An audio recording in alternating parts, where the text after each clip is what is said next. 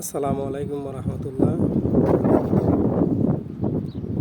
জুলাই অভ্যুত্থানের অন্যতম একজন ছাত্রনায়ক হাসনাত আবদুল্লাহ ভাইয়ের ভোটের প্রচারণা নিয়ে একজন মুরব্বী কী কথাগুলো বলেছেন সম্পূর্ণ শুনে যাবেন।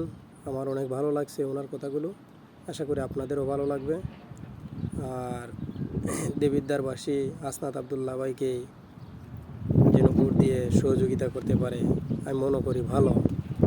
ওরকম একজন মানুষ পাওয়া আমাদের ভাগ্যের ব্যাপার। আমার অভিজ্ঞতা থেকে আমি আগাম ঘোষণা দিলাম যে আমাদের দেবিদ্বারের এমপি ইনশাল্লাহ হাসনাত আবদুল্লাহ হবে হবে হবে।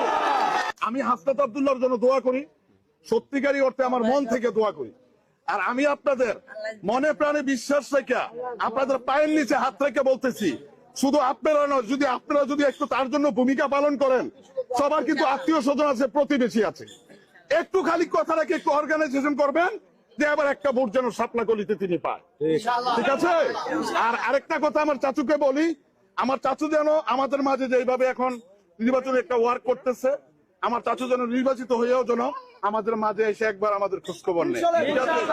আরেকটা কথা বলি, চাচু 15 একটা কথা বলছে যে ইলেকশনে নির্বাচিত হবে কাজ কিন্তু সে করবে। শাখা দিয়ে কিন্তু দেশটা ধ্বংস হয়েছে, শুধু শাখা পোশাখা। আমি তাকে নেতৃত্ব দেবো, আমি যদি চোর হই তাহলে সে আমাকে কিভাবে ব্যবহার করবে? তো আমার চাচা কিন্তু খুব তার তীক্ষ্ণ বুদ্ধি, কারণ সে বাংলাদেশ, তার বাবার পরিচয় দিয়েছিল একজন ব্যক্তি, সে একজন, আমি তার ওই অ্যাপার্টমেন্টটা না বলি, আজকে তার বাবা একজন গর্বিত বাবা, ঠিক আছে?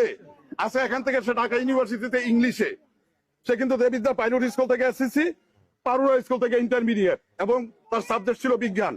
তারপরে সে ইংলিশে অনার্স করছে, মাস্টার্স করছে ঢাকা ইউনিভার্সিটি থেকে। তাইলে তার বাবার মতো গর্বিত বাবা যে বলছে, সে কিন্তু পয়সা গেছে, ঠিক আছে? আমি যদি কাউকে ছোট করি, ছোট কিন্তু সে হবে না, ছোট হবো আমি, ঠিক আছে?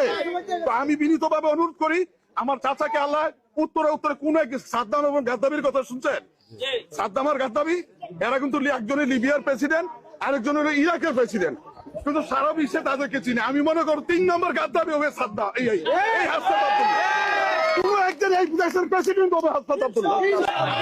আমি চলে যাবো, কিন্তু আপনারা এটা